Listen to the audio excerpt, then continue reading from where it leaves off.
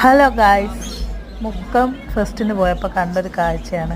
ഒരു ഉണങ്ങിയ ട്രീക്കകത്ത് ഒരുപാട് ലവ് ബേഴ്സുകൾ അവരിങ്ങനെ കലപില ശബ്ദത്തോടു കൂടി അങ്ങോട്ടും ഇങ്ങോട്ടും പ്രണയിച്ചു കൊണ്ടേ ഇരിക്കുന്നു എന്നൊക്കെ പറയാം.